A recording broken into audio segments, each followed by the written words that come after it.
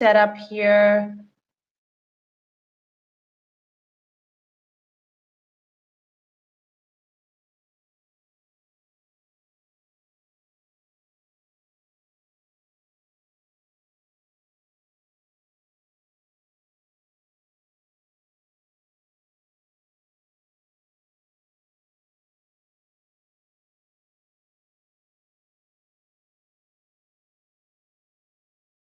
Wonderful. So guys, if you guys like to, let me see who is requesting approved.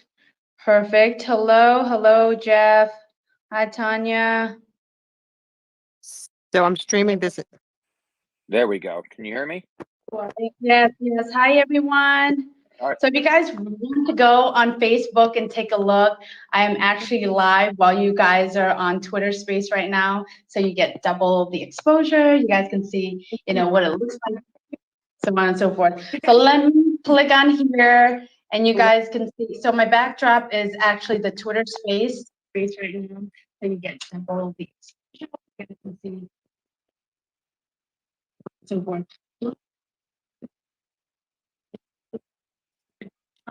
Actually, the Twitter Space.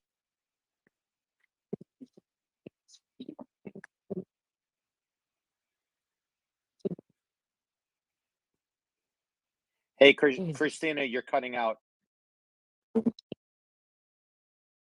I'm cutting out on the phone, or I'm cutting out.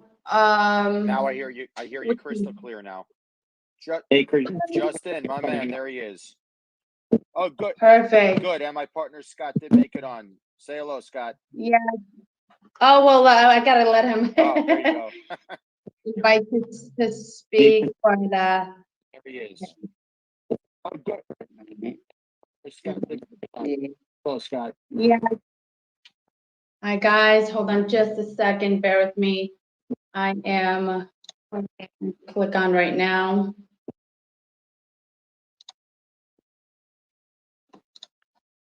Thank you, Tanya, for recording. Oh wait, no, that's not it. Okay, so I am trying to go on.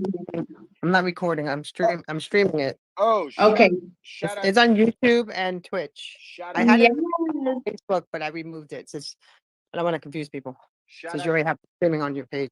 Real quick shout out to my buddy Joey Miggs in the house. Hi, Joey. Bare Knuckle Promotions and Celebrity Boxing, baby. How we doing, Joe? Oh, wait, you gotta, yeah, he's the listener. We gotta accept him. Joe, hit the mic in the bottom right, left corner. I just invited him to speak. Let me run the analytics. Hi, Gabrielle. How are you? Actually, I shouldn't have brought you up yet. I'm not going to bring you down. We'll bring you back up later, okay? Okay. Just...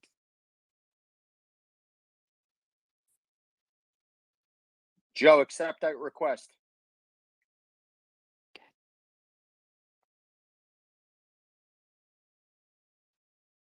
Okay, so I invited him to speak. He needs to accept it. Okay, What's up, everybody? Hi, Joe. How are you? I'm good. Thanks for inviting me in. Just wanted to say hello. I look forward to watching the show, hear my buddy Jeff talk. I know some stuff about mortgages, so I'm excited to learn some new interesting tips. Wonderful. I watched a couple of your YouTube videos before I hopped on Twitter Space. That's awesome. Thank you very much. Yeah, we do a lot of coverage with bare knuckle fighting, celebrity boxing, and other combat sports. So it's pretty cool.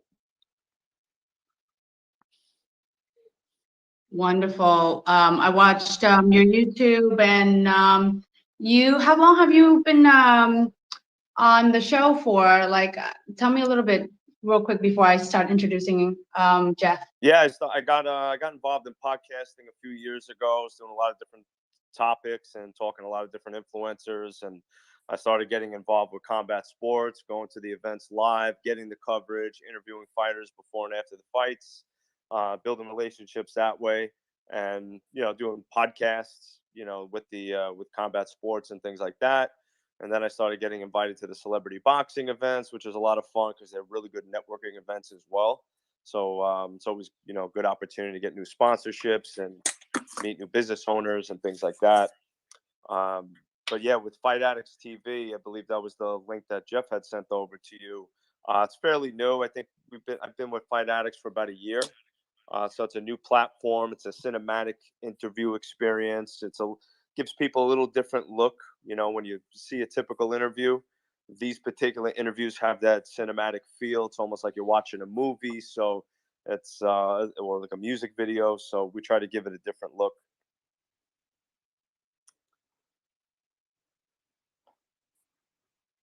Awesome. Sorry, my mic was off. Oh no, you know, we're always battling technology, so no worries. I get it. Awesome.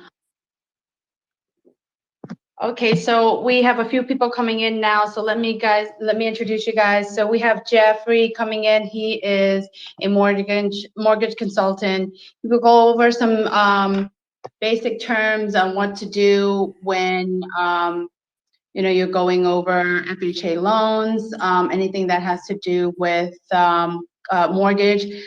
He can actually jump in and describe everything that we're going to be going through right now. So go ahead, Jeff, introduce yourself and let's get rocking and rolling. Absolutely. First and foremost, Christina, Justin, thank you guys so much for having me on the show. It's an absolute pleasure to know both of you. For anybody that doesn't know, they own 9-Round Boxing Gym in East Boca. Greatest boxing gym I've ever been to in my life. If you like boxing, kickboxing, whatever it is, look them up. Go see them. Your first visit in there, they give you a free workout, and I promise you, you're not going to want to leave. You're going to want to come back for more. These guys are amazing. With that said, my name is Jeff Warshaw. I've been a mortgage consultant here for a little over just over 2 decades.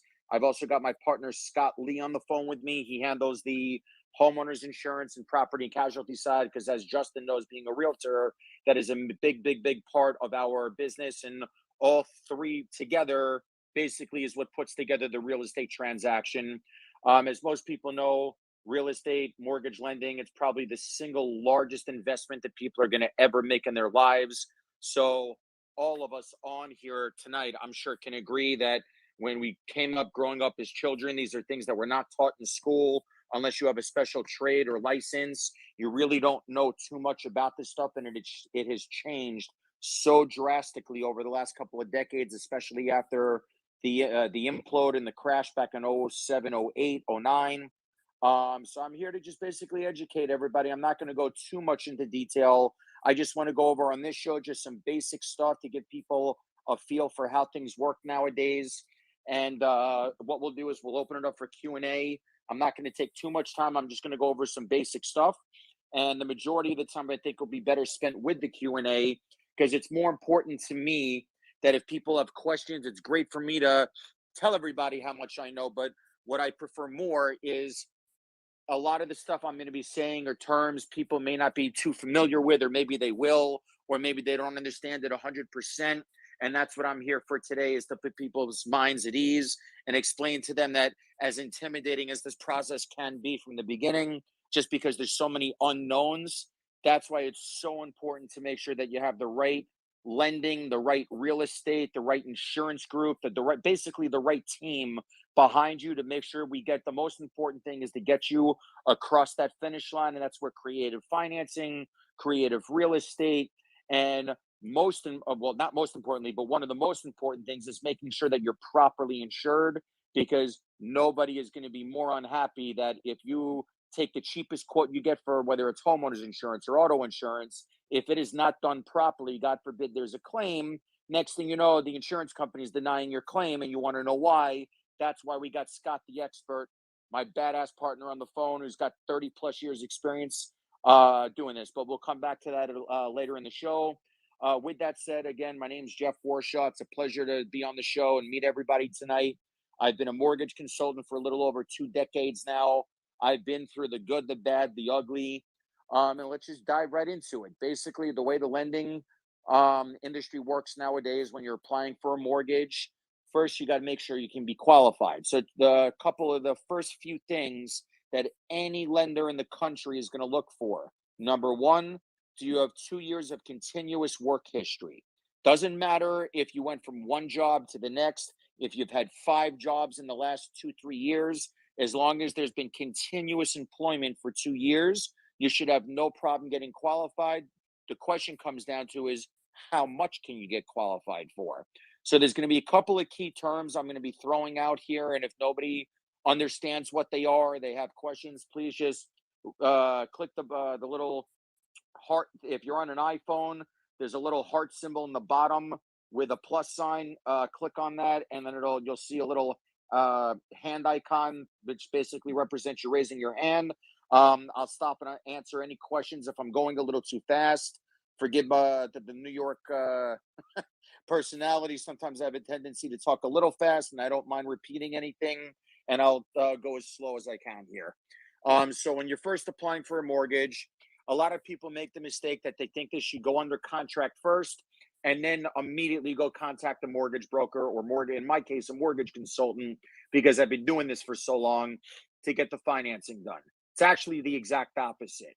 Reason I say that, and I'm sure Justin's on the line with us, he can back me up on this, is if we can get the majority of the lending stuff out of the way beforehand and before they even go under contract, it's just going to allow us to get the process closed much smoother, because there's nothing everybody would love to hear that not only is your loan approved, but we're ready to close you ahead of time before your closing date on your real estate contract. Basically and again, I'm just going over the basics tonight. I'm not going to dive too much into detail. It's going to be a lot of information for everybody to divulge and to understand. We can definitely have a couple of other shows where I go more into detail. I just want to keep things simple so it doesn't overload everybody. When you're first getting started in this process, I do things a little unorthodox than most of the other people because I've been doing it so long. I have trained myself and figured out creative ways to get this stuff done so that we don't have to wait to the last minute until something goes under contract and then start the process. So initially, there would be basic documentation like your tax returns, W-2s or 1099s, that we have to review, make sure the income works. There is an acronym I'm going to tell everybody called your DTI, which is one of the most important things which will make or break a deal. DTI stands for debt to income ratio.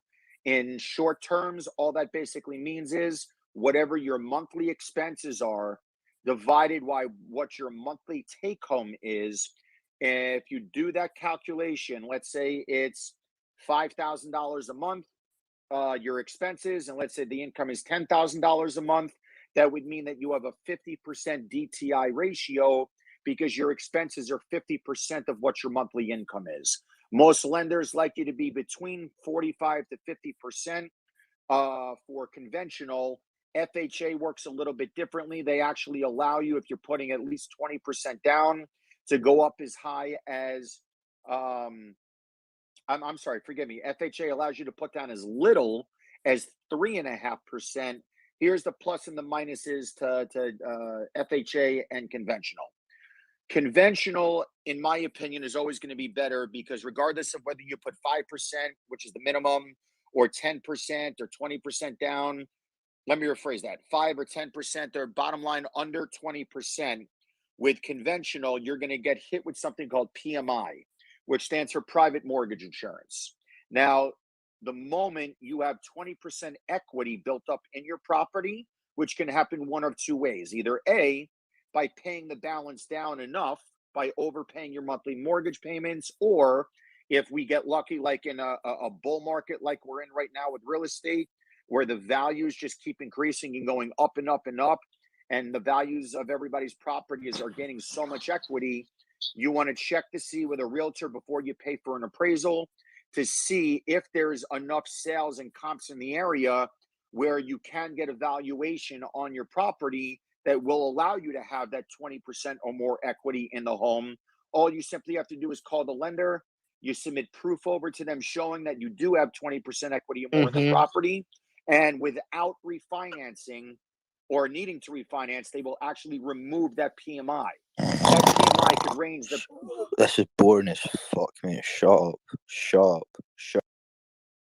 Boss, if you're not interested in this, we invite you to just disconnect and leave, please. All right, this is for people that want to learn and get educated. I don't appreciate that. It's a little rude.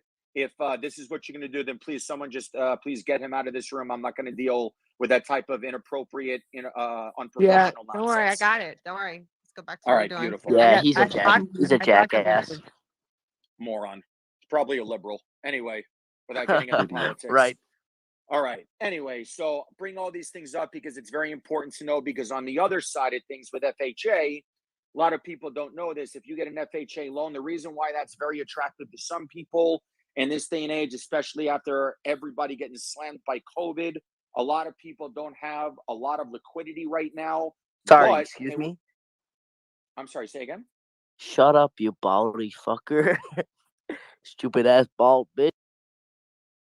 Boss, you clearly don't value your job. Go get a life and go make something of yourself. Okay. We'll all pray Okay, for hold you. on. Please, Hold on. please leave the Let's- room. Let me round up the space, okay? Thank you, You're Tanya. getting ready to get attacked by little trolls. So please do not let anybody up. I'm not even paying attention to this moron. Probably wasn't hugged enough. as a Okay, kid. but I'm just trying to tell you, this is just get back to what you're doing. Don't get distracted. Yep, Don't no get worries. okay. So, yep. But Again, let, so let me manage the speakers, okay? I'll let up who I think should speak. no problem. Sorry about that, guys. Some people these days. Anyway, so like I was saying with FHA, it's a great tool for people that don't have as much liquidity as the ones that would want to apply for a conventional loan. FHA, the rates are usually more attractive and they're lower for obvious reasons. The downside to FHA, however, is the mortgage insurance you're going to be stuck with for the life of the loan. The only way to get rid of the mortgage insurance with FHA Yeah, shut up, you baldy wank. is if you're doing a 15-year mortgage, then they will allow you to get rid of that after the first 10 years of the loan. So if you can go conventional, it's always the best way to go. Wow, this guy's this real special piece of work. If you're looking to put down less than, I'd say, either 5 or 3.5%, and you don't have that much liquidity, but you want to get the deal done, there's nothing wrong with an FHA, because with the way the valuations on these homes, and Justin can definitely tell everybody this is the case, with how the values are rapidly increasing in South Florida, it's literally only a matter of time before you're going to have that much equity in the house where you can get rid of that mortgage insurance. So let's go and do a recap. If you don't have a lot of equity to put down, but you still want to get the house and you qualify income-wise, your debt to income ratio is below 45, 50%, go FHA. There's nothing wrong with it. 6 months in, every lender in the country requires you to own the property for 6 months before you can refinance. When you refinance, the great part is your closing costs, everything, you're able to roll into the loan. You don't have to pay out of pocket anything if you don't want to. You can if you don't want your loan amount to be increased. But the only out-of-pocket expense would be to pay for an appraisal, which is part of the process because they need to know what the true value of the home is. Couple of acronyms to go over that are very important that some people may have heard, may not know what they are. I already went over what PMI is. PMI is for conventional loans. When it comes to FHA, it's actually called MIP, which stands for Mortgage Insurance Premium. Another very important acronym would be something called LTV, which stands for Loan to Value. In short, basically all you do is you divide your loan amount into what the value of the property is. Very simple example: if the property is worth $100,000, if you owe $80,000 on the property, that means your loan to value is 80%. So in short, again, you go full documentation, the basic income documents, tax returns, W-2s, 1099s. You send them to me. I do an income calculation. It tells me where your DTIs are. And obviously, of course, this is credit-based. So the better your credit, the lower the interest rate will be able to get you. The worse your credit, the higher the interest rate. With conventional loans, you can have a credit score as low as a 620 or higher. FHA, you can actually go down to a 580 score or higher. Any questions from anybody so far? Yep. All right, beautiful.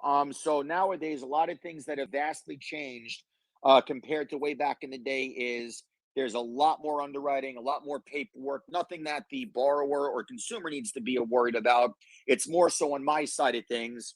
It's just because after COVID hit and with the crash back in '08, with all the mortgage fraud that had happened, obviously the lenders became a lot more smarter. They developed what's known as the CFPB, which is the body that basically governs the mortgage industry, to basically look into protecting everybody and to prevent all that mortgage fraud and everything from happening. But if you've been doing this as long as I have, you learn all the ins and the outs of it. It can be very, very intimidating at first if you don't know too much about it. But when you got someone like me that's been doing this forever, my goal when I do this, I'm not here to make, I mean, listen, it's a business. Everyone's here to make money. At the end of the day, every entrepreneur on this show and across the world knows when you find something you love to do, it's never about the money. It's always about how many people you can touch, how many people you can get in front of, and what service you can add to others, and what kind of legacy you want to leave behind, because that tells people how much you truly care, how much of your heart is really in this. And at the end of the day, it tells them that you truly have their best interests at heart. And you're just not one of these other mortgage brokers, for example, that's out to just make a quick commission, which leads me to my next subject. A lot of my industry associates might be a little upset at me for saying this, but personally, I don't care.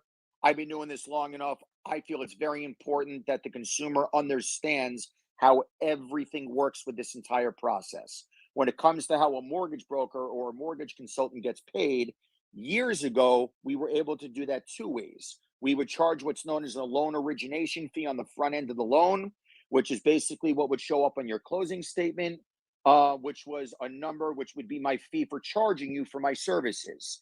And then depending on what the interest rate was that you took, the banks would pay us a premium on the back end called yield spread. Well, once the federal government stepped in after the crash, they did away with all that and they said no double dipping. It's either one or the other. So now we have what's known as broker paid or lender paid. In short, what's the difference? Lender paid means it allows me to tell you I don't have to charge you a red cent up front, and the bank is going to pay me for doing the loan. The same way, just like with insurance, and my partner Scott Lee on the call can as well confirm this with insurance. We don't work for the insurance companies. We're insurance brokers. We work for the consumer. Our job is to make sure that they're happy with the quotes that they get. And it's a lot more important that they understand that they're not paying us. We get paid by the insurance companies. Our job is to make sure that we're shopping around for the lowest quote out there. And the reason why I'm bringing the insurance up a lot is because when we're factoring DTIs, this is part of that income analysis process. We have to look at the income. We have to look at the insurance, the taxes. Is there an HOA? Any other fees that might be associated with this that we have to add in? There's a front end and a back end DTI ratio, and we need to make sure that they're within the limits where they need to be, so that this way we don't have an underwriter either turn the loan down, deny it, or tell us that we're over the DTI limits and stuff like that. And there's ways you can get creative. Like, for example, let's say you're right on the border, but you're right over the DTI you need, meaning it's above where it needs to be. What we can do in terms of creative financing, once we pull credit, let's say there's a few credit cards on the credit report with some balances, what the lenders allow us to do, especially in a case where someone's doing a cash out refinance. And what that means is they're refinancing, and they're not just to lower their monthly payment, but let's say they're at a 70% loan to value. They got a ton of equity in the place. They want to pull out 20, 30 grand to pay off some credit card debt. The reason why we always suggest doing this, everybody knows your average credit card is going to probably have somewhere between a 20 to 25% interest rate on that credit card. You roll that credit card debt into the loan. We have never seen mortgage rates this low in history. And in my opinion, I don't think we will ever see them this low ever again. So just think about the amount of interest alone you'll be able to save by consolidating that credit card debt, or even if it's personal loans, anything, you roll that into the mortgage. Now you just went from a 25% interest rate down to anywhere from, let's say, I mean, mortgage rates have ticked up a little bit, but let's just say conservatively 3 to 4% versus 25%. When someone realizes how much interest they're going to save off of that alone, that's a big, big, big number. And I'm sure there's a lot of other things that a lot of other things people would rather spend that money on versus interest to a mortgage lender. Are we all in agreement there? Absolutely. Justin has a question. Let me go ahead, Absolutely. Justin. Hey, what's up, guys? I'm not even sure how this is sounding right now. I actually discovered that I can listen to you guys and talk while I'm in the car. So how does this sound right now? I'm driving. Crystal clear, brother. Yeah, Oh, sounds good. It's hands-free. I love technology. All right. So, two things. One, Jeff, I wanted to know if you have heard of the new trend that's happening right now, which is called build to lease. And what it is basically is that developers are coming down now, and this program has happened in a few locations, if I'm not mistaken, northern Florida and outside of Florida. But what it is developers are building single family homes, and people are coming down, and instead of trying to qualify to purchase, they are qualifying to lease. And then for whatever reason, and it's so you can picture an entire residential rental community, and what's happening is they're coming down and they're renting these homes instead of actually purchasing them. And then I believe it's set up so that they can at some point in time in life be able to purchase it. So that's one question I had, if you knew anything about that and exactly how that works, because I've been trying to research that. And then the other thing is, I don't think that a lot of people actually realize that they are capable buyers of property. I see a lot of misinformation that's out there. A lot of people are paying, ridiculous rates for rent and things like that. And then you have people that are in different types of income streams that they don't realize that if they just simply reported the cash income that they're making, whether they're a waitress or valet, which I've had this scenario before, they can actually still qualify as long as they pay the taxes on the income that they report for 2 years or so within that same line of work. Am I on the right track with that? You're absolutely. I'm actually, thank you very much for bringing that up, because you are 100% correct. So a little bit of background on me.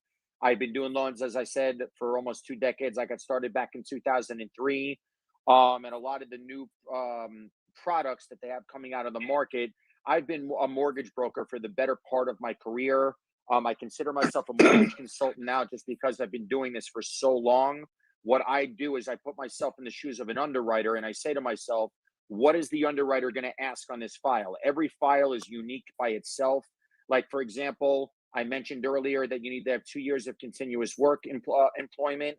I have a case going on right now where the girl had 2 years of employment, had to take an entire year off from working because her father, unfortunately, as crazy as this sounds, he was a security guard at a hospital, got attacked, needed a double surgery on his shoulder and his knee. So she was his full-time caretaker for almost a year. Once he was healed, she went right back to work. So she has a gap in employment, but the great part is she's been W-2'd at every single employer before and after that whole ordeal happened. And she's been at her new job now for roughly about 10 months. After checking the Fannie Mae guidelines, it states that as long as they go back to work, they've been there for at least a minimum of 6 months, and they've had the 2 years prior to whatever that situation is, it comes down to something called an LOE, letter of explanation. And that, along with anything that might have happened during COVID, the underwriters take these things into consideration. Now, to answer or come back to your question, Justin, I was actually recruited by Loan Depot, which is the #1 residential lender in the entire country. Traditionally, I've always preferred to be a broker just so that I could basically price everything out at all the different lenders. At the end of the day, all these lenders have the same quotes because everything is based off the bond market. A lot of people don't know this. Mortgage rates are tied into the bond market. The bond market and the stock market work inversely. So in simple terms, when the stock market goes up, the bond market goes down. As everybody saw last Friday, yesterday, and today, last Friday, the market dropped 900 something points. Yesterday, it was about 600 or 700 points. And again, today, it was down about another 600 something points. So in the next day or so, in my opinion, I've grown up around finance my entire life. My dear uncle was the senior vice president for Morgan Stanley for over 40 years. So as a kid, I grew up on his lap watching all the charts on the screens and learning how to play the market and understand how the rates work and all this stuff. So I'm very, very keen on how to watch and play the market with the mortgage rates, because the great part is whether the mortgage rates go up or down day to day, it's not like the stock market where a stock could jump up tremendously one day and then all of a sudden an hour later it could drop through the floor. With mortgage rates, it's a lot more stable. If it's a bad day, you might see maybe an eighth to a 16th to an eighth of a point, maybe worst case, a quarter of a point difference in rates going up. And conversely, if it's a good day, it could go the other way and the rates could go down. The trick is to wait as long as you can, especially with a refinance, to lock that rate in, because once the rate's locked in, let's say rates jump through the ceiling, now you're locked in, you have nothing to worry about. And if we can get to the point where you have what's known as a CLA, another acronym, conditional loan approval, that is also the same thing as what's known as a loan commitment. That basically means your loan is approved, provided we clear whatever the conditions are that the underwriter sends us, which is just standard basic stuff, making sure the insurance for the home is in place, the title insurance gets done. And in a nutshell, what that basically means is the title company acts as like, which is usually an attorney. Whenever you purchase a place, you put your deposit money in, you pay your escrows. I'll come back to escrows in a moment and explain what that is. All that money gets put into an actual escrow account with the title company. Like when you put down your deposit money when you're buying a house, part of your closing costs when you purchase a home, if you are going to escrow, means that you pay your taxes and insurance together along with your mortgage payment. It's what we refer to in the industry as your prepaids. In the state of Florida, property taxes always get paid on November 1st of every year. So depending on what time of the year it is going to depend on how large or how small those prepaids are, because the lenders always like to have at least a year's worth of reserves put into that escrow account, so they have peace of mind knowing no matter what, every month for at least the next year, that the taxes and insurance are getting paid along with the mortgage payment as well. Now, you don't always have to do that. I'll come back to what I was saying before. If you put 80% down or more, the lenders do not require you to escrow. If you put down less than 80%, you are required to escrow, which is why you pay that mortgage insurance. Once you're able to prove you've got 20% equity or more in the home, then when you go to refinance, or even when you purchase the home, like I said, if you're putting 20% down or more, doesn't matter whether it's your primary residence, an investment property, a second home, you are not required to escrow. A lot of people like to do it anyway, just because this way it's one payment they're making, everything's paid in one shot. But the trick I can tell you, especially for any investors that are listening and real estate investors, any type of insurance you buy, and Scott, you can go ahead and jump in after I say this, whether it's auto insurance or homeowners insurance, everybody will notice when you get those quotes, it will say right on the insurance quote that if you pay the policy in full, you normally get a discount.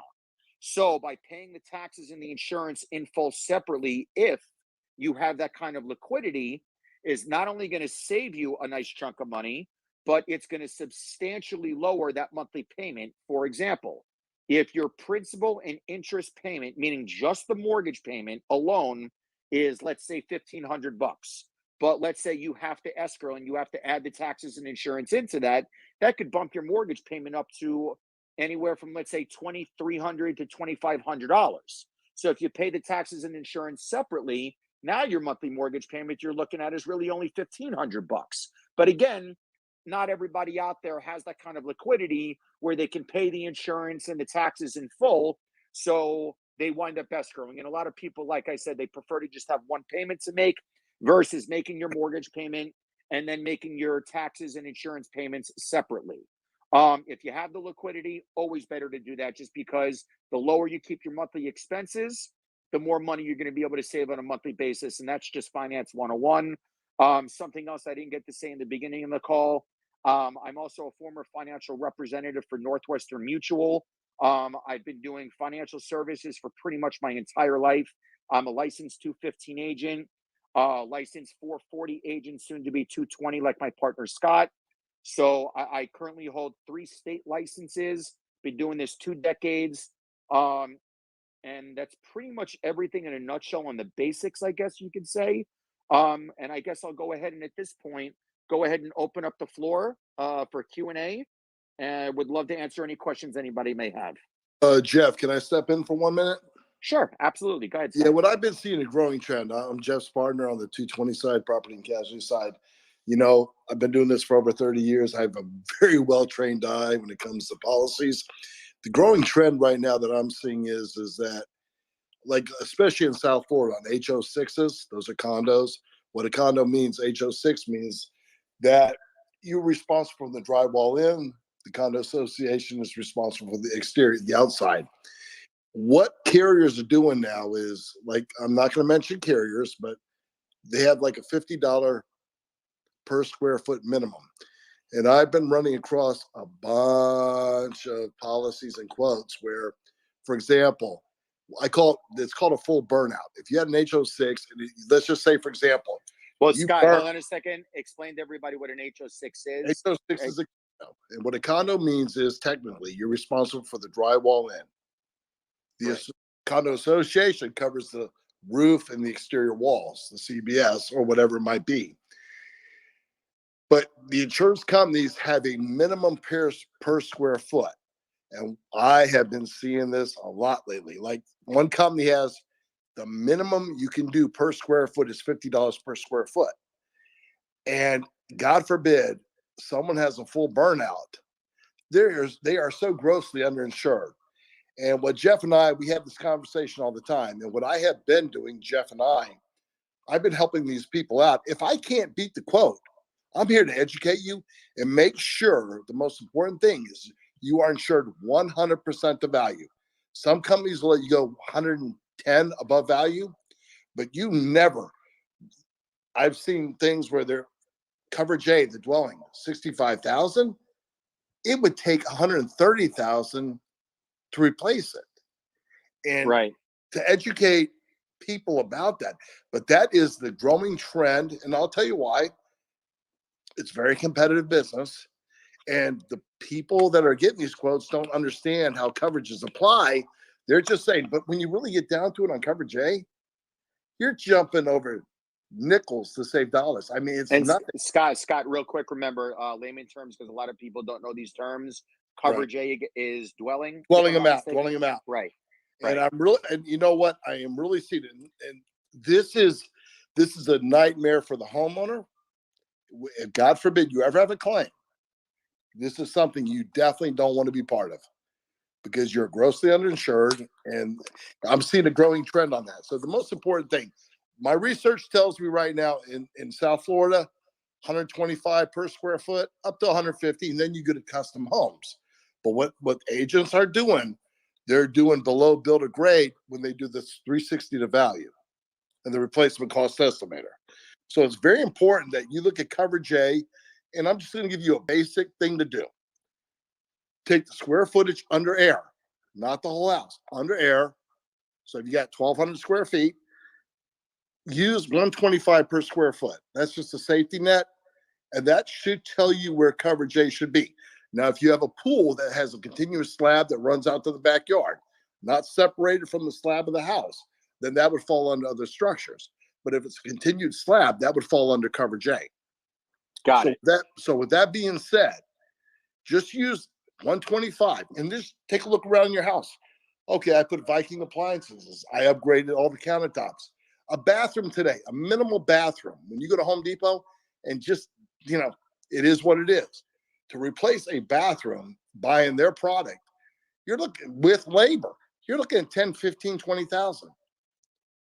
So I'm really seeing this growing trend where the agents are quoting these HO6s, and I mean, they're grossly underinsured. And you know what? That's how they want to make their money. That's not what Jeff and I are about. I have been doing this a very long time, and trust me, I've had hundreds of clients because I look at what I do. I value their money. And with that being said, we'll have a conversation about this at a later date. Exactly. Scott, real quick, let me just interject there. So, guys, basically what Scott means by all that is by underinsuring a property, you're just leaving yourself open to lawsuits, litigation, because if God forbid anything did go to litigation, and you go in front of a judge and the judge asks the agent, why did you underinsure this house? What are we going to say? Oh, that's what the client wanted. You'll lose your license so fast, it's not even funny. Now, real quick, let's just backtrack for 1 second. Justin, I apologize. We got a little sidetracked there. Coming back to your question, correct me if I'm wrong. I believe you were asking about if somebody buys a property and more or less wants to do some rehab work. There's new programs coming out for stuff like that. Was that where you were going with that again? No, it was actually, it has to do with the new type of development deals that are going on right now, where builders are they're buying large sections of land. They're throwing out 60, 80 homes, and instead of selling these homes, they're actually doing a build to lease. So people are coming there and they're leasing these homes. So on something like that, has there or is there an individual program for something like that for people? How do you guys handle? Are there any kind of loan programs like that where someone shows, I don't know, for good behavior that they were able to maintain their lease for however long and then roll over into an actual buyer because maybe a portion of that lease was escrowed out, that it positioned them to be able to have their down payment and at the same time be able to turn around and purchase this property from the builder? Great question. So to answer your question, yes, you are correct. This is becoming a very new trend. I actually have a very, very wealthy investor that owns an enormous amount, a very large portfolio of real estate in East Boca. And he himself is actually doing this, where he's coming across some of his tenants that may not necessarily qualify for the financing right now. So he's actually because he's got that kind of liquidity, that type of millions or billions, whatever you want to call it, he's actually buying the property for them in cash, renting it out to them until they're able to qualify for the financing. Now, on that note, some other really cool things that they can do. A lot of residential lending, I would probably say one of the most key important factors in residential lending is definitely going to be the credit score. And it's common sense, obviously. The higher the credit score, the lower the interest rate you're going to be able to get, which is going to mean the lower the monthly payment you can get. Now, to answer your question directly about these lease option to buys, a lot of the times it's not that there's special programs. It's just basically going to be treated as, if they decide to do the lease option to buy, that's just going to show. Remember, everything with lending is very similar in the sense to insurance, that it's based around risk. And you always want to put yourself in the shoes of an underwriter and say to yourself, is there anything about this transaction, anything about this loan that could potentially raise an eyebrow? Or is an underwriter going to ask a question about this or ask a question about that? So I'm doing this so long, trying to put myself in the shoes of an underwriter and say to myself, what is before I send this into underwriting, what questions, what challenges could we potentially have with this file that an underwriter is going to ask about? And I try to have those answers in the file before it even gets to the underwriter. So this way, when it does get to the underwriter, it is a clean file and we wind up getting that loan approval. I mean, my lender moves so quickly these days. Typically, we get a CLA, conditional loan approval, 24 to 48 hour turnaround time.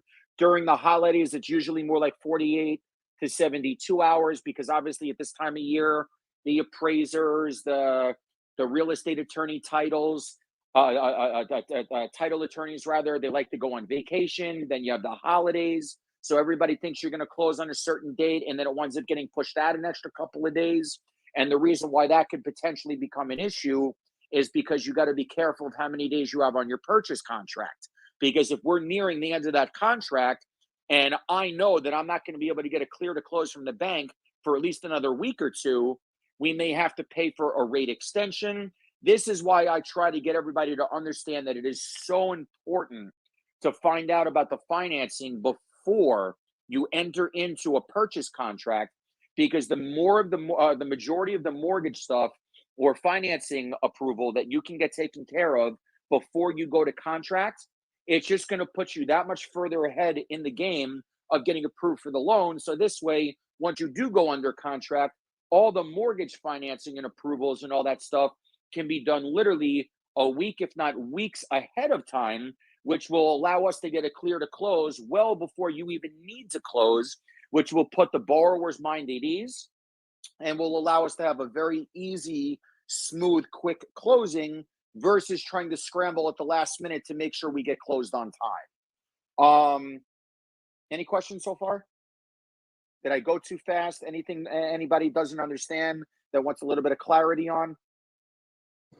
No, I think you were very thorough, and I know that with the trend that everything's going right now, looking at the given economy, the way life as an entirety is going, what are your thoughts on the direction of lending in relation with all this money? There's got to be billions in liquidity right now that's in the cryptocurrency world.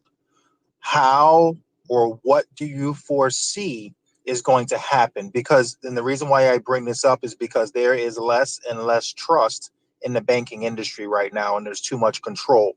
So understanding that and knowing that real estate is the biggest game out there next to trading, at what point will lending be more of Jeffrey is no longer working to find, I'm speaking on your terms, Right. is no longer working to find you a lender on the traditional standpoint. Now it's about finding someone, a lender who has deep pockets with Ethereum or Bitcoin or any of these coins out there that are profitable and that will exchange for whatever rate is going to work for, whatever locale they're in. What are your thoughts on that? Justin, such a great question, brother, and I'm so glad you brought that up. So I can tell you right now, I'm sure that's something that is going to be coming down the road. This whole crypto, the blockchain technology, NFTs, all this stuff.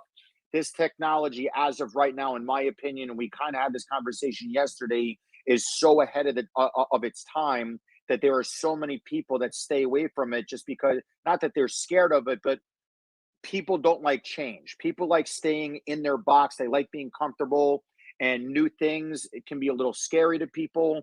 The trick in this industry or in life in general is learning to become comfortable being uncomfortable. Knowledge is king, knowledge is power, and the more you learn, the better you're going to be prepared for these sorts of things.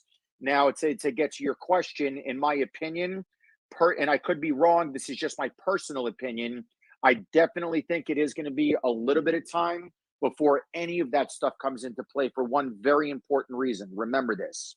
This is the banking industry we're talking about. So I hate to bring up politics, but unfortunately, the Federal Reserve, no matter which way you cut it, is tied directly into politics. So with that said, the banking industry absolutely hates this whole crypto wave that's coming in, which really is the new technology of the future. So in my opinion, the banking industry, all the major bankers out there, they're going to fight this tooth and nail as long as they can until they ultimately can't anymore. So I don't know if we can really answer that question as of yet, because right now, I don't know of a single lender that's even entertaining the idea of allowing people to use, let's say, Bitcoin or Ethereum or any of the crypto coins out there as an asset, whether it be for a down payment or whether it be to use it as what we call liquid assets. A liquid asset is anything that can be converted to cash within 24 hours. An example, stocks, bonds, mutual funds, cash value of a whole life insurance policy. Real estate would not be a liquid asset, even if you own it free and clear, because once you put it onto the market, there's no guarantee it's going to sell the next day. Well, I mean, in this market you might, but that's not considered a liquid cash asset. But it very well in the very near future potentially very well could be. We just don't know yet. And again, remember, the banking industry is going to fight this tooth and nail, because once this whole crypto thing comes into play, the banking industry likes the fact that they basically have a monopoly, in the sense, in my opinion, in the sense that they control the entire financing world in the United States. This whole crypto movement is basically like their arch enemy.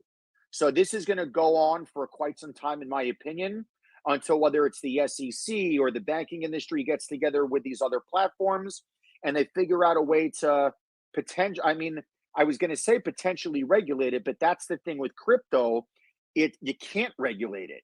And that was the whole reason behind, correct me if I'm wrong, Justin, because you know a lot more about this than I do.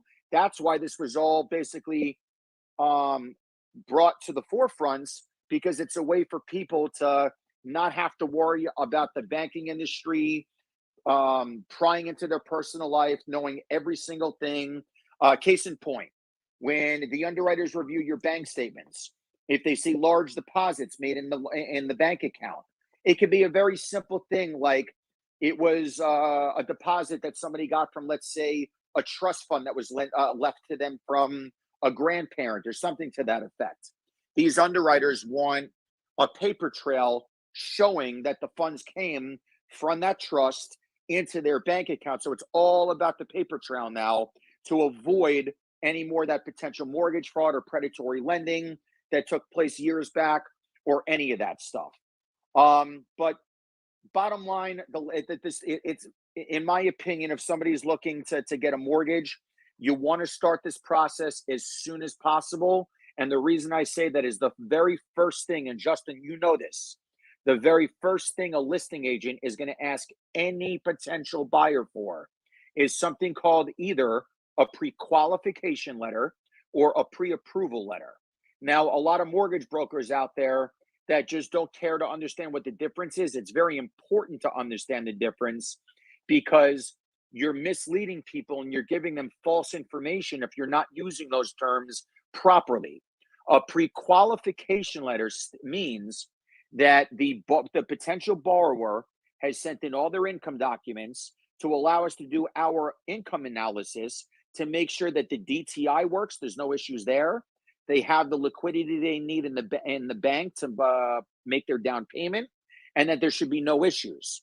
Also, that they have satisfactory credit, but it's also contingent upon the property appraising out at what it needs to, because obviously if the appraisal comes in short, there's three ways that deal could go down. Number one, the seller brings the purchase price of the home down. Number two, the buyer is willing to come out of pocket whatever that difference is. Or number three, they meet somewhere in the middle. Okay? If the appraisal comes in above what it's supposed to be, that's a home run. Then we have nothing to worry about, because the value's there, the loan amounts won't change. We don't have to worry about resubmitting things into underwriting because the underwriter sees that the property is worth what they're trying to purchase it for. And guys, I know this is a lot of information to absorb. So again, that's why please just feel free to cut me off, interject, ask any questions you might have, because it is a lot of information. And this is why I told Christina, I just wanted to do like a basic 101 on lending on this particular show. And we can have multiple other shows where I'll go more in depth and talk about more complicated things. Like an example, everybody knows that investors like to buy properties that are basically just need a lot of work done to them, and they fix them up and then they flip them. Well, a lot of the lenders are starting to get these really, really interesting, cool products now, where they will actually lend you up to 70 to 75% of what's known as the LTC, loan to cost, instead of the loan to value. What does that mean? You're going to have your purchase price, but let's say you're buying a property for $100 grand, but it needs $50,000 worth of renovations done to it. The lender will actually give you that 70 to 75% loan to cost based off the future value versus the as-is value. So why is that so important? Because it's going to allow you to get additional funds from the lender, whoever it is, to give to you to get those renovations done so that you don't have to come out of pocket that liquidity to do those renovations. There's a slew of different types of programs for this. Another very, very big thing, and this is definitely going to be a show for another time, but would be foreign nationals, people that live out of the country. A lot of people are starting from outside of the country, are starting to invest into real estate in the United States. There is something called EB-5 money that the government will basically grant to a foreigner or a non-US citizen. If they invest a specific amount of money into real estate in the United States, they can qualify for this EB-5 loan that will help them buy, and it's usually much higher end stuff, a million plus, mostly for commercial stuff, not so much residential. But we can definitely do foreign nationals, anyone that doesn't have a social security number, or they might have a TIEN number, which is basically just like a work visa where they're not a US citizen, but they do have a visa to conduct business. A lot of overseas foreign nationals own a lot of property in the United States, but their guidelines, their terms are going to be totally different than us, people that are US citizens that live here in the United States. Again, I'm getting way off topic because there's just so many different things to discuss when it comes to lending nowadays, that I'm trying to keep it as simple as possible without confusing anybody. Please, anyone, feel free to interrupt if there's anything that myself, my partner Scott said about the insurance that you didn't really understand. We're more than happy to go a little bit more in depth and explain. And my whole job and idea here, guys, why I wanted to do this show is just because it is so important for the average consumer to be as educated as possible on this, because if you're not, things can go south very quickly. Another perfect example, and Justin, again, you know this better than anybody. It is so important that when you are buying a house, that you use a realtor for two reasons. Number one, always remember something. When you're the buyer, you don't pay the real estate agent or broker their fee. They get paid by the seller. So what happens is a lot of people will say, well, I don't want to hire a real estate agent. I don't want to have to pay them to find me a property. You're not paying them. The seller is paying them. Why is it imperative and very important to have a realtor doing all of this for you? Is because they are licensed. They are taught to learn and know all the legal jargon in those purchase contracts. One of the most important one of those clauses being in that contract is something called the financing contingency. So if somebody decides that they're going to have an ego, they don't want to deal with realtors, if they don't know what a financing contingency is, in a nutshell, you go to buy a property, you put a $5,000 or $10,000 deposit down. If you don't know on your own to make sure that there is a financing contingency in that purchase contract, let's say you get turned down for the loan, the seller of that property, they're going to keep your deposit money.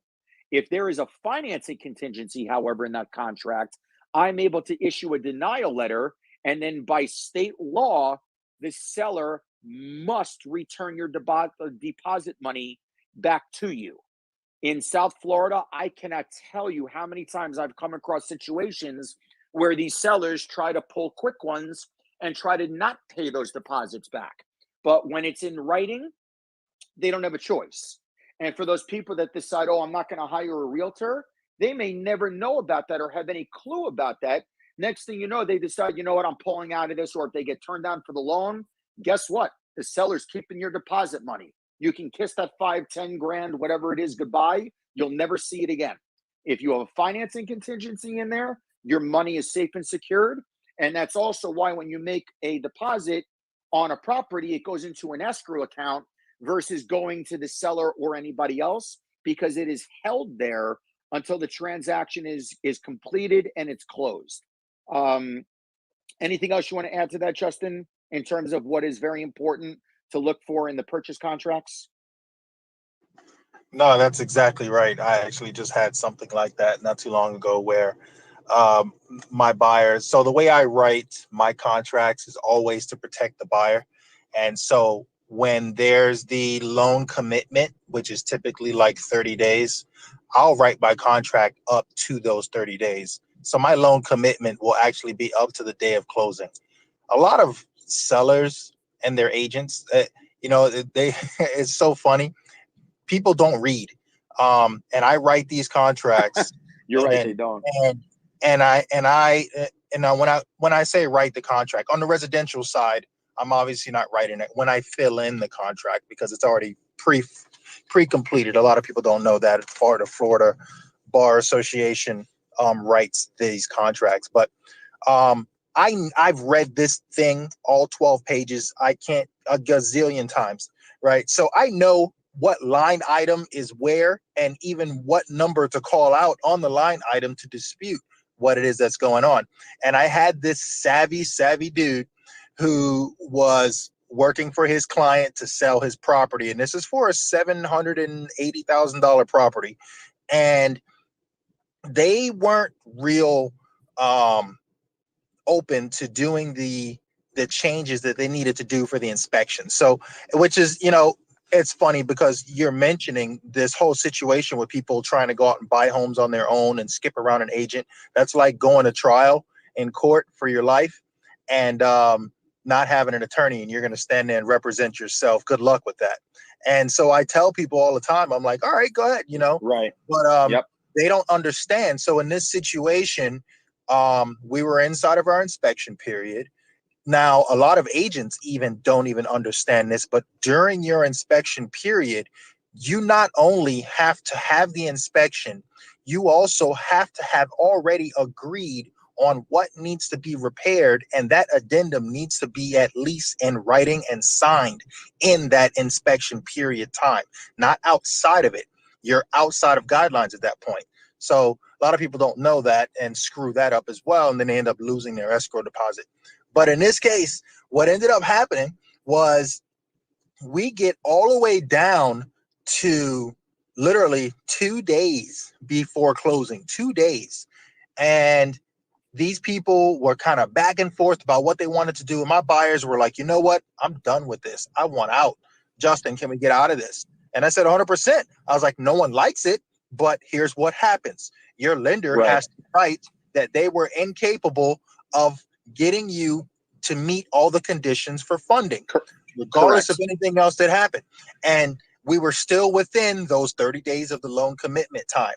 A lot of people don't understand that. So what ended up happening was they're literally fighting for these people's escrow deposit. It was $30,000. It's in escrow right now. And the seller is, you know, they're delaying the process, and they can delay it, and that money will sit in escrow, but they can't get it. So they're going through this right now, and they're trying to, but technically we were inside that window and we're good to go. So they're just waiting for the title company to clear that up. But it's funny because all of these things that are happening, and that's why I brought up the cryptocurrency thing, was because, and I try to bring that up just so you understand, Jeff, I literally try to bring up cryptocurrency and every aspect of it in almost every business conversation I have right now, because it needs to be a part and people need to start talking about it more, because that is the direction we're heading. The more, that's like saying, you know what? I don't want to stop using my phone in my house that's connected to my wall with a cable, right?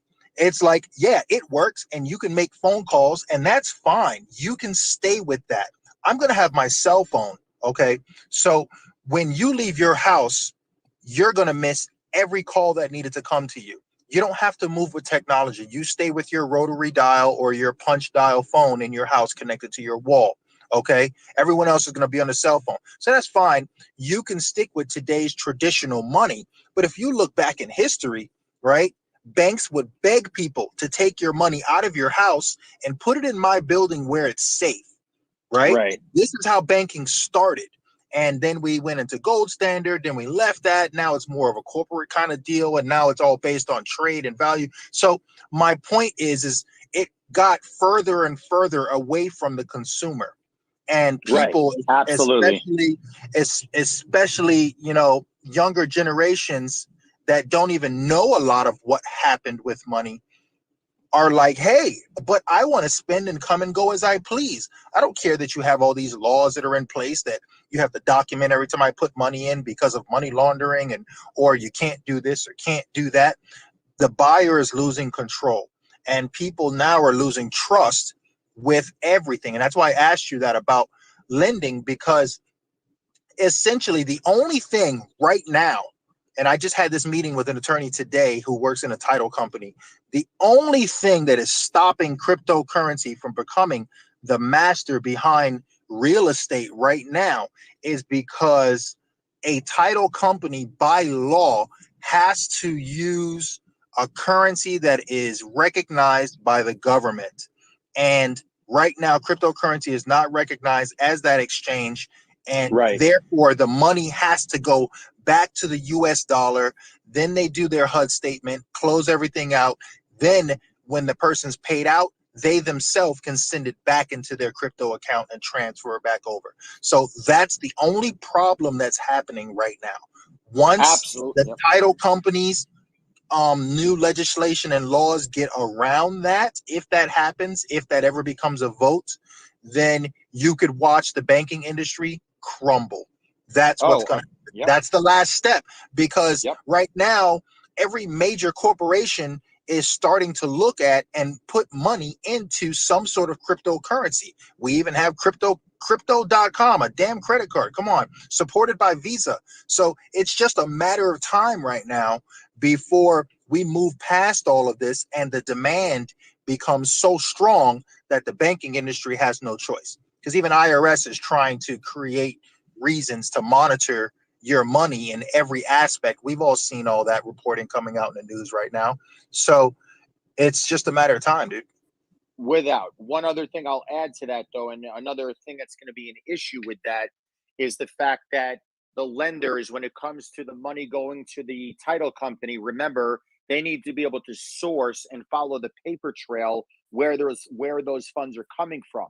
With cryptocurrency, you're not really able to show that paper trail. That's the dilemma there. So if they're able to figure out a way to they have it. They have it. No, it's so they do. With the with blockchain, with depending on what you're using, you have the ledgers.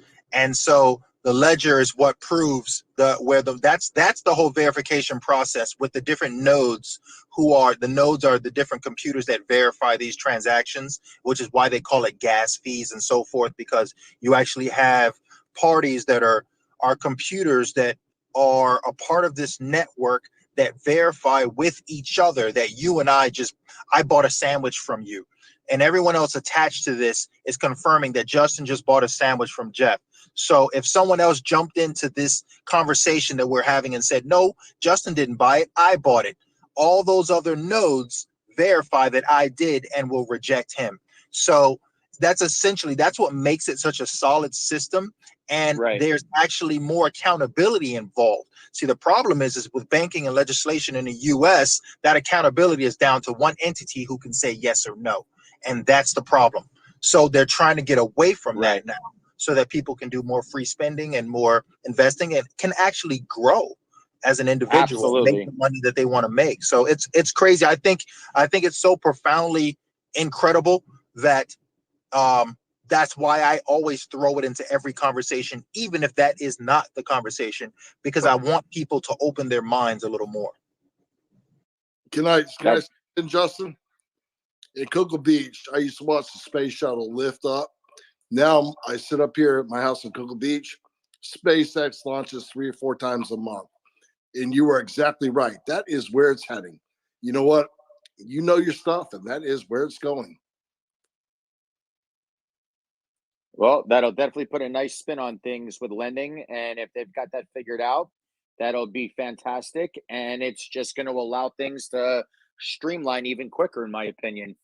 But yeah, as far as the lending side of things is concerned, to keep it simple, guys, it's not everybody. I don't care. Even myself, it is going to be the most stressful, single largest investment that anyone is going to ever make in their life, buying their first property. Once you buy it, you go through the process, you understand how everything works. It's just like riding a bicycle. It's intimidating at first. Once you get it, you take the training wheels off and you're off to the races. It's the same exact process with lending and real estate. Hey Jeff, before you tie things up, I actually had a question for you. If you could, absolutely. So you mentioned FHA, you mentioned conventional. I know you didn't touch on VA, but can you expand on USDA? Because a lot of people don't even know what that is. That's the new game in town.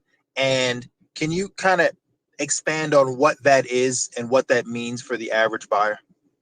Absolutely, Justin. And those were that was one of the next few things I was going to actually get to is USDA, VA, and what's known as non-QM, which in the industry we refer to as like the new age subprime. So let me go ahead and start with USDA. USDA is not easy to get qualified for. You have to live in a very rural area. So there's a lot of specific guidelines that you have to qualify for in order to get a loan like that. That's definitely going to be a little bit more of a detailed conversation for another show to get into. But the basics of it is you got to live in a rural area. You got to have a minimum of a 620 credit score or higher. And the rates, believe it or not, are actually very, very good. And from my experience, 20 years, the rates are actually better than conventional NFHA from what I've seen. But again, it's not often. You got to, there's a lot of guidelines and requirements that you have to meet in order to be approved for that type of a loan. Now, you brought up one thing that is one of my favorite types of loans, which is VA. I come from a family, both my grandfathers were in World War II, one of which was one of the soldiers that liberated everybody from the worst concentration camp there was, which was Auschwitz. So for VA loans, they are absolutely not only unbelievable, they're probably the easiest types of loans to get done. And because they're a veteran, they actually, the government takes care of them so well that the only thing they wind up paying is something called a VA. It's like a VA fee, but the VA pays all of their closing costs, even the appraisal, and they actually qualify, guys, as amazing as this sounds, for 100% financing. Like I said, even the appraisal gets rolled into the closing costs. There's literally nothing that they have to pay for as long as they've got the right credit, as long as they've got the right down payment. Well, not, I mean, if they want to put a down payment, they can. But again, they qualify for 100% financing. There is a lot less paperwork that goes into these loans, and we can get those loans approved and closed faster than any other type of loan, with the exception of maybe hard money. Last but not least, non-QM. What does that mean? Non-qualified mortgage. FHA, conventional, those are considered qualified mortgages because they go through either Fannie Mae, Freddie Mac, the government, but non-QM, for simple terms, is basically private money. So what does this mean? A lot of people, I'm sure, have been hearing about. They have this new type of loan product out there called bank statement loans, which is really geared more so for self-employed individuals, where a lot of people that are self-employed individuals, they may not have very, very strong tax returns because they have a lot of write-offs, and the tax returns may reflect that their adjusted gross income is substantially lower than the amount of money they've actually made for the year. So the creative way we've gotten around that to get them qualified is we would take either the last 12 or 24 months of their business bank statements, and we average the monthly deposits that they have. And typically speaking, depending on the lender, they'll allow you to use about 50, 60% of those monthly deposits as your actual monthly income. Now, if you're able to supply a CPA letter stating that the CPA has done your taxes for X amount of years and that the expenses for the business are below 25%, then these lenders that do these bank statement loans, instead of 50, 60%, will allow you to use up to 75% of those monthly deposits. So an example, if somebody's doing $100,000 a month in deposits, typically speaking, they'll be able to use $50,000 to $60,000 a month in income. If they can get that letter from the CPA, now they can use $75,000 a month as their income. Why is this important? Because then once we run the credit report, we see what their liabilities and expenses are. It's going to tremendously allow us to bring that debt to income ratio down as low as possible And that right there, I didn't get a chance to say this earlier, is one of the single most important things for me, at least, because when I'm dealing with underwriters and I'm trying to push everything through and get these conditions cleared, the less conditions that there are, or the more well put together the loan package is for the underwriter, the less questions they're going to ask, and the faster and easier we're going to be able to get the loan closed.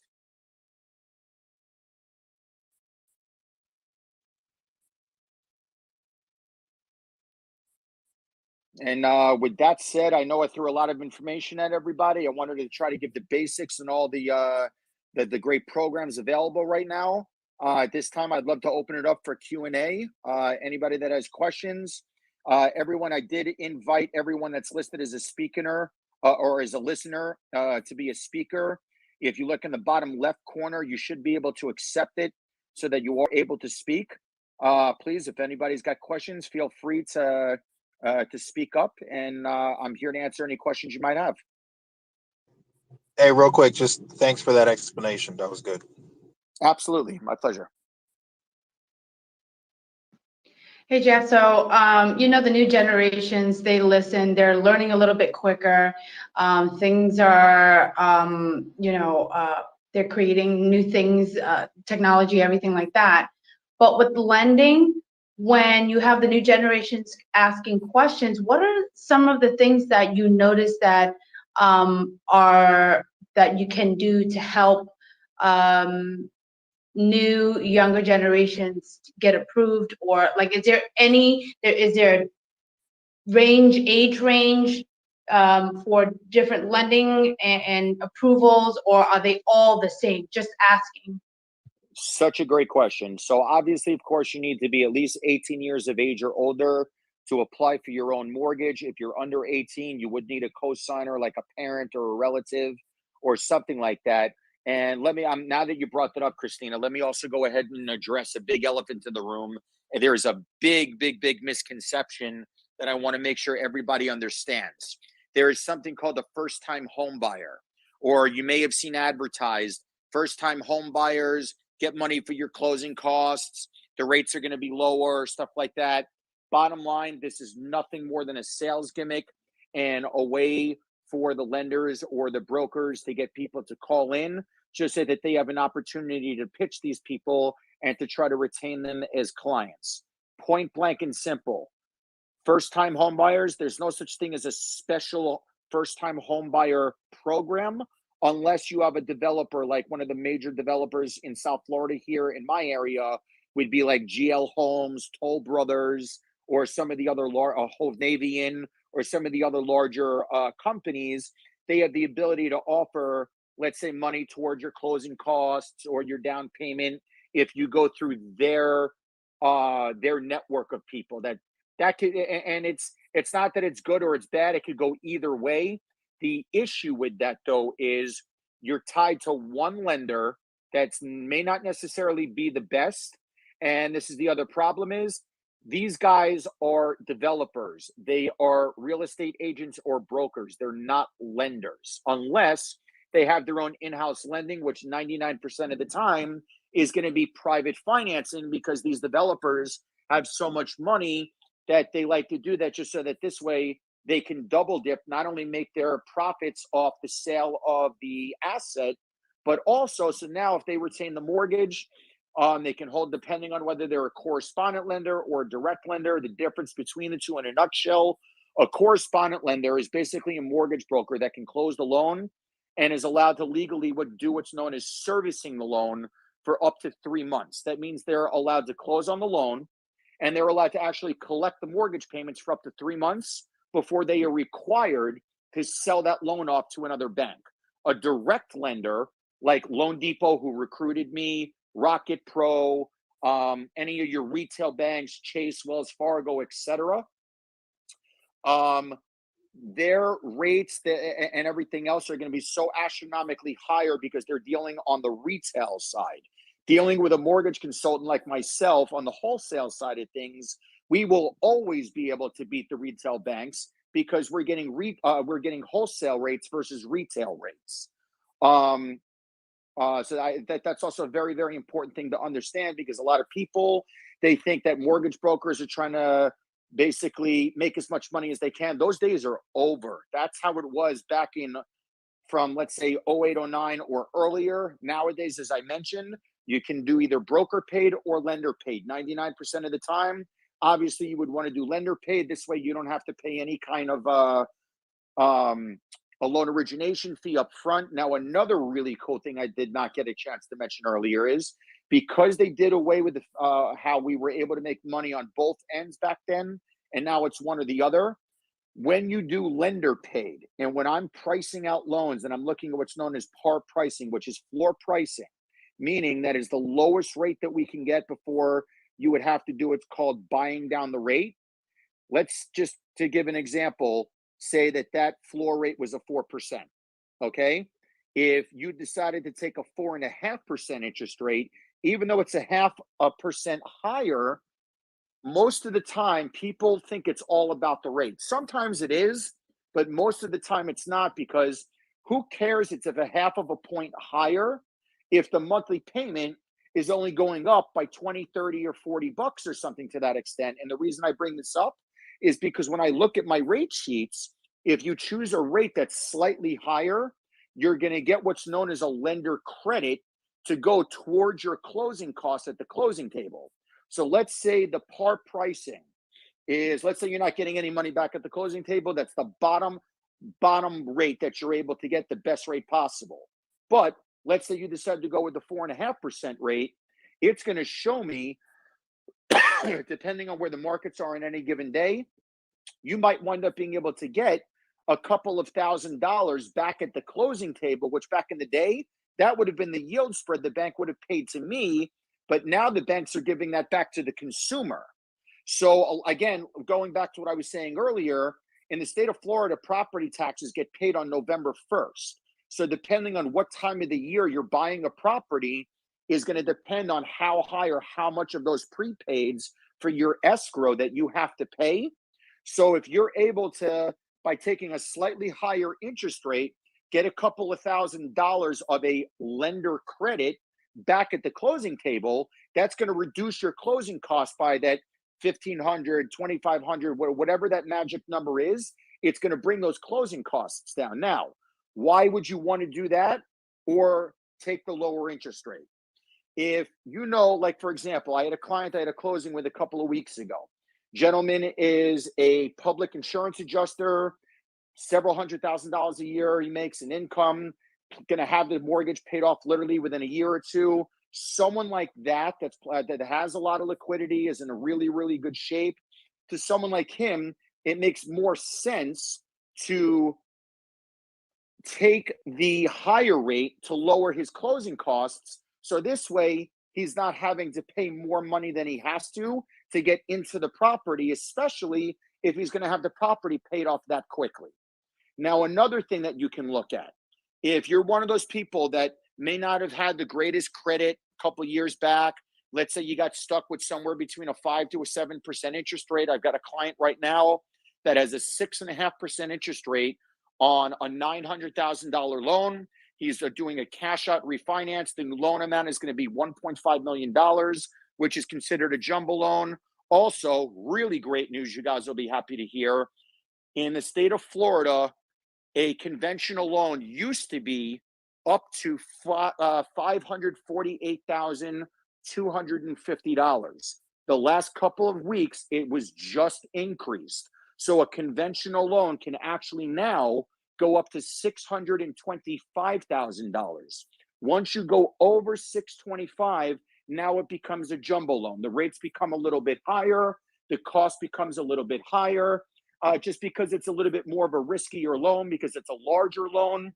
But again, if that borrower has very strong liquid assets, has very high credit, obviously those are what we call compensating factors that will allow us to get lower interest rates and just make the consumer or the borrower a lot happier, depending on how strong they are financially and any type of compensating factors they have. Another example of a compensating factor, somebody that's been at the same job for 5 to 10 years. that shows job stability, especially if they're W-2'd. It's job security. The money's coming in like clockwork, versus self-employed, which is a little bit riskier, especially after this whole nightmare with COVID. Something they never used to ask for years ago, or maybe once in a blue moon, if the assets were not that strong. They are asking on every self-employed loan something called a year-to-date profit and loss statement that does not have to be audited. It can be unaudited. All that basically means is you call your CPA or accountant, tell them that you need a year-to-date profit and loss statement for your business from January 1st through whatever the most recent month or so. And in this example, if somebody needed a year-to-date profit and loss statement, it would be January 1st, 2001 through November 30th of 2001 of this year. And the reason why the lenders want to see that, they want to be certain to make sure that the business is not losing money. They're still on track to have their the business continue to keep growing, because the number one thing with lending you never want to show a bank is that a business is losing money. You are asking them to deny the loan. So when it comes to self-employed individuals, most of the income is going to be derived from tax returns. And the way that it works, and the reason why they always ask for the last 2 years of tax returns, is if you take 2019 and 2020 tax returns, let's say 2019, the income was 100,000. 2020, it was 150,000. That's showing that the business income is increasing year to year. That's the best case scenario. However, let's flip it now. Let's say 2019, it was 150,000 for the year, but 2020, it was 100,000. You would never want to send that into the lender to show the lender the business is on the decline. So what we do is we only use the most recent year's tax return to show what the income is, because again, you never want to show a lender that a business is losing money. And that's another reason why they ask for that year to date, just to make sure that you are on track to make basically the same amount that you did the year before, if not more. So there's all these little things that people need to know and understand when it comes to self-employed loans versus W-2. W-2 is very simple because, like I said, most of the time, unless it's somebody that's been a W-2 employee at a job for, let's say, less than 2 years, that doesn't necessarily show job security, but you're having your taxes, your Medicare, your FICO, or your FICA, all that stuff taken out, and it shows that you have solid employment, especially if you've been there at least 2 or 3 years or longer. Job security, especially most people, when they take a salary job, they will be emailed an offer letter or something to that extent. It just shows the lender, it gives them peace of mind, so they know that the borrower has job security and they don't have to worry about the person losing their job, versus someone that's been there, they're making decent money, but the job security may not necessarily be there because they haven't been there so long. Definitely gonna have more leverage the longer that you're at a job. But again, even if you're only at one job for 6 months or 8 months, but you had continuous employment, meaning prior to that job you're at now, let's say the previous job you were at for 10 years, but now you're in this new job that you've only been at for 8 months. As long as you can show that you have been working and have had continuous employment for at least 2 years or more, that's what the lenders are looking for. Now, one last thing, aside from W-2 or self-employed, that we can do is called an asset-based loan.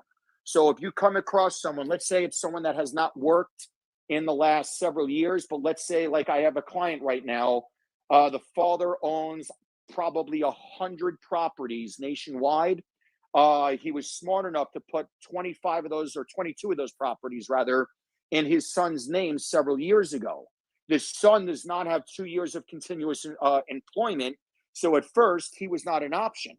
I come to find out later on in the process that he's had these 22 properties in his name for the last several years, and they're collecting rental income on that. So this would be what's known as an asset-based loan, where we can use the rental income from all of those properties as income, and then we can figure out the debt-to-income ratio, because we add up all the rental income, we find out what that income is per year, you divide it by 12 to find out the monthly income, and then we look at the liabilities and we make sure that the DTI ratios work. So there's a lot of really, really cool ways that we can get people financing. And Justin, you brought something up earlier. I didn't get a chance to touch on it with how I have not seen a real estate market like this since 2004, 2005. And in my opinion, I think it's even better than that. And this is not going to last forever. But because this market is so strong right now, because you got everybody from New York moving down here because they're sick of what's going on in New York. Everyone from California is sick and tired of what's going on in California, and they're all moving to Texas. The Texans are sick of these people from California. So now you got all these people from Texas moving to Florida. And that is why Florida has become the #1 real estate market in the country. That started another issue. Rent for people. The rental prices in South Florida alone, I would probably have to say in the last year or so, have gone up probably what, Justin? Maybe 30, 40% or more. I mean, in case in point, 2 years ago, a 2-bedroom, 2-bath condo that you might have been able to rent for $1,500, you'll be lucky if you find a place like that. And let's say a place like Boca Raton, for example, not a chance in hell you're going to be able to find a 2-bedroom, 2-bath condo to rent for probably less than $2,500 to $3,000 or more. So when you're seeing rent prices that are that high, when you do the numbers on applying for a loan, I would probably say 75 to 95% of the time, it's going to wind up costing you less money to own than it will to rent. When you rent, that money's going down the drain. So it's about 8:32. I didn't know how long you guys stick because this is your Oh, first wow. show. Yeah. Yeah. So usually the rule of thumb is anything longer than 90 minutes is it's I don't know because I'm running analytics. You get a chance, check your DM, Christina. Yeah, and Jeff too, I just text him, so, if you want to do like a Well, you know, Q&A let's in about a minute, Mr. B up real quick. It'd be nice. I'll just like because he's a good friend. So let's bring him up real quick. And he's very conservative also. So, but he's located in the UK. Who's this, Tanya? This is Mr. B. He's one Oh, of yeah. my friends. I think you heard him before. I might when you were over here. Yeah, Mr. B, if you push the button in the bottom left corner and turn your mic on, you'll be able to speak. Oh, there you go. You should be able to talk now. He knows. No, he just muted himself again. Good morning, good evening, good afternoon. Hello. Hi, Mr. How you doing, my B. friend? We're getting ready to wrap up the show, but I saw your hands up, so I want to let you go ahead and have the last question. Sure. Mr. B, did you want to ask a question? No, I've only just come into this space, so okay. Well, we're getting ready to wrap up. Thank you so much for all your support. Yes, thank you for everybody that's been listening. Yes, thank you so much, guys, for joining the Champ Evening Show. We will do a lot more shows coming up in the month. I think once a week. We will have other guests that's going to be coming on. You guys will definitely hear different stories from different people. This particular space was basically more of kind of like a classroom setting where people can learn, ask questions. And the reason why we did mortgage lending, because it's very important, especially at a time like this and also in the market. So for Jeff to be able to elaborate and, go through all those different lending purposes, that's awesome. Now, Jeff, before we wrap up, what is your information if anybody has any questions or anything like that?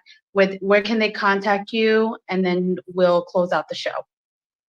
You can contact me through my website. That's WARSHFG, which stands for Warsh Financial Group. So warshfg.com.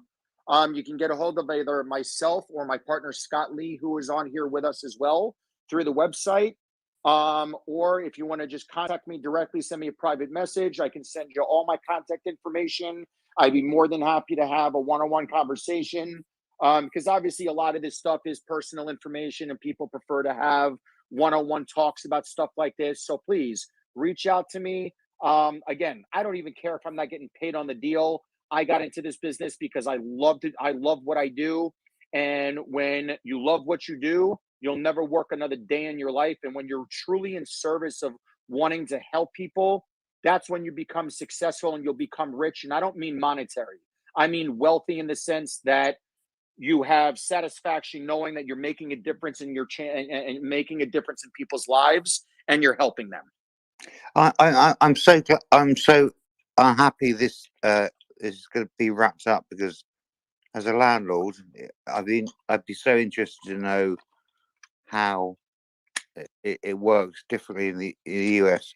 As a landlord for 25 years. Okay. Yeah, but I guess Well, you guys are wrapping this up now, so. Sure. Well, Mr. B, get in touch with me privately, because you're going to be a different situation, because you're going to be what's considered a foreign national. So things are going to work a little bit differently for you, but I can give you the rundown and give you all the details on how that works being a foreign national. But you're still able to qualify and for lending purposes, even though that you're a foreign national. I have options for foreign nationals and anything else you could think in between, from private money. I also do commercial lending. My bread and butter is multifamily apartment buildings, but I can do any type of property type you can think of, from shopping malls, new ground up construction, high balance stuff, which is new development. Case in point, an example, a mixed use property where I'm sure you guys are familiar with seeing these large structures where they have retail on the first floor and then there's condos above. My mentor and partner, Phil Bloom, we'll have him on another show. He's been doing this 30, 40 something plus years, and he is a veteran at doing this. He's been in banking longer than I've probably been alive. But yes, there is a lot of stuff that I have access to being in this space as long as I have, and have just made a point to go out of my way to align myself with the right team. And that's really what it's about, is aligning yourself with the right team and making sure that everybody is on the same page. Because at the end of the day, what's going to make people remember you, what's going to make people coming back to you for repeat business, people do business with people they know and that they trust. The moment that someone thinks that somebody's in it for just the business, the sale's already lost. The client is already lost. When they truly know that you're in this just to help and want to be there for them, to educate them, and to hold their hand along the whole process, especially if it's a first-time home buyer, that is the greatest gift that you could ever give somebody, whether it's lending or anything else. Go ahead. It's not about that. It's not about advice.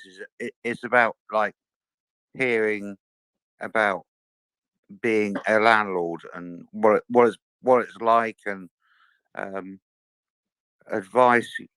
I don't think I need advice about that, but I just find it interesting about that. That's something that I could definitely elaborate with you on. I deal primarily with investors and landlords, both on the commercial scale and then also on the residential side. And I could tell you right now, the rental market here as a landlord is prime. Oh, yes. That's really the name of the game. But we're obviously wrapping it up right now. But Mr. B, we would love to see you on another one of the Champs shows, where we're definitely going to cover some more business and real estate type conversations. If you could just look forward to those in the future, we'd love to be able to talk a little more about that. Yeah, I look forward to that. I always find it really interesting. I probably have a very different perspective about stuff like that. I wouldn't necessarily need advice. It's more to do with long-term investment in property, and that's what I find interesting. Justin, you literally took the words out of my mouth. I was about to tell him you're probably the better person to speak to about that. To my understanding, and correct me if I'm wrong, when it comes to being a landlord, that could really go one of two ways. You do it yourself, or you hire a property management company to handle it for you. This way you don't have to play Mr. Landlord. You have somebody take care of all of that stuff for you, and you sit back in your recliner and you just collect the check in the mail. But Justin can go a lot more in detail on that stuff, and he's really the expert when it comes to that sort of thing. So he would definitely be able to give you a lot more insight. Sorry, but I'd never want to pay any property management company to pay or to charge me 10% a month to do fuck all, because that's essentially what they do. Like I rarely get a call from my tenants to do stuff. I see them generally when they leave the property. I'm really lazy when it comes to visiting properties. But if you engage with a management company to charge you 10% a month to manage a property, and they do fuck all, we don't bother. We do it ourselves. Me and my wife, we manage our properties, and we don't charge a fee to anyone to do nothing. Yeah. I mean, listen, like I said, I was just given the options. Justin will definitely be the expert in that arena to have that conversation with you, because that's really more on the real estate side than the lending side. But yeah, we would definitely love to speak with you more in depth on that and how we could help assist you with that, especially if you're looking to invest in property in the United States, just because obviously it's a lot different than the UK, I'm sure. But yeah, we can get you well educated and versed on all of that. So this way, if you are planning on investing on in some properties here, we'll be able to lay out all the different options that you have available to you. There's a lot of really exciting stuff, not only that's out now, but that is in the works right now, that's coming out very soon as well. I think we're out of time though, guys. Thank you so much for your time, Christina. Thank you. Cannot Thank thank you, you enough for everyone. having me on the show, and I will definitely see you guys at the gym. If you guys are ever in South Florida, go check out 9 Round in East Boca Raton. Best boxing gym on the face of the earth. Thank you, guys. Thank you so much, Tanya. Thank you so much, Justin, for answering all the questions. And I see that Johnny came in. Welcome in, Johnny. We will do another investment real estate group chat on Twitter Space. Maybe towards the end of the year. I'll let you guys know. We're in the process of doing that as well. More in depth, more advanced questions to answer. But all right, thank you guys so much. Everyone have a great evening. I will let you guys go and look for more shows coming up. Okay, guys? Thank you. Sounds great. Bye, Thanks, everybody. Christina. Bye, guys.